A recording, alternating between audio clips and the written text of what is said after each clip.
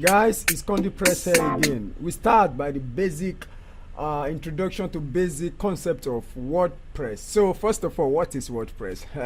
WordPress is an open source content management system. What is open source? Open source software is kind of software that is available online that anybody can use, anybody can take it, edit it and modify it. You understand? Content management system, just see that kind of software that you use to manage your content, which your content can either be audio, video, text or any other media format of your content. So it is popular too for individual without any coding experience, like you don't know how to code, who want to build a website or blog, like anybody that that don't know how to code and they want to build a website or a blog. So WordPress is here for you. A software does not, he said the software does not cost anything.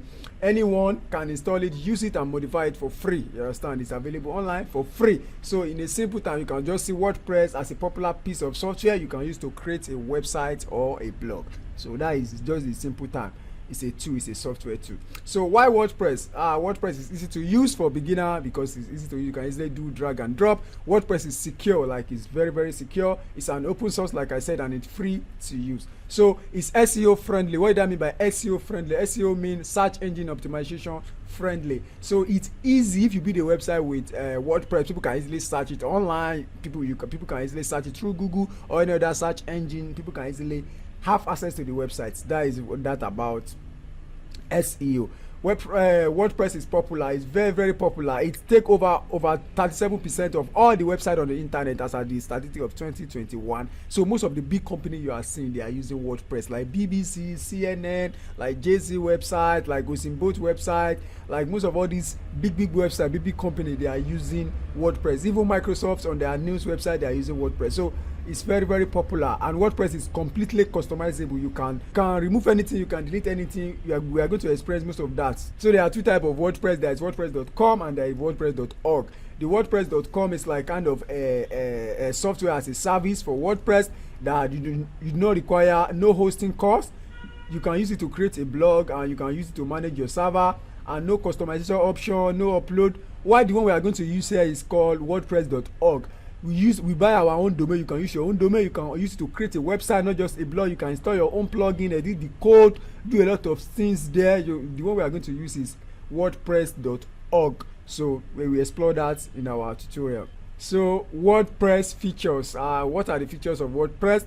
WordPress, you can add user. You can allow two or three people to be managing your website for you. It's secure. You can add an image, any media. You can create a pages. You can customize anything. So these are, and there is database driven. These are some features of WordPress. So some basic definition of some basic terms that we are going to use here. So number one, website now is kind of a set of different web pages, you understand, that can be located on a single domain, under a domain, you understand, like kondipress.com. When you go there, this is a website on it, you understand. It can contain either media, photo, text or audio. That is about website for you. So there is website, there is web application, and there is blog, you understand. So web application is kind of software that can run on the web, you understand, on the web browser. It's just like a software that can run on the web browser, not running on either your operating system window or running on your Android operating system. So it's running on the web. That is just web app. Like Gmail is kind of web app, like Facebook is a web application. So there is a blog. A blog is like a type of website that update frequently, that I used to update frequently, like a news portal that used to go there and see news every day, you understand, like Ninjalo did, like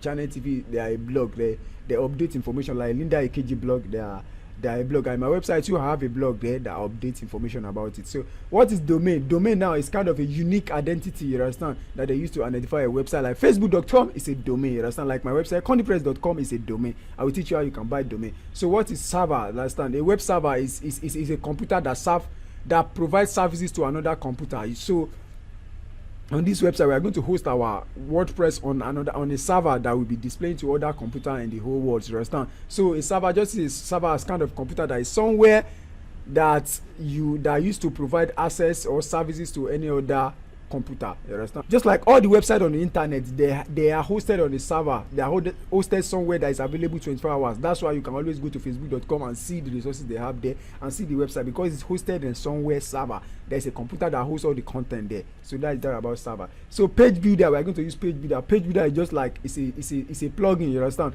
or a software that you can use to create another page. You can use to create a page or managing a page in your website. So from now we start building the code, we start development. In the next video now we start development, and we start the real practical aspects. So for now, peace out.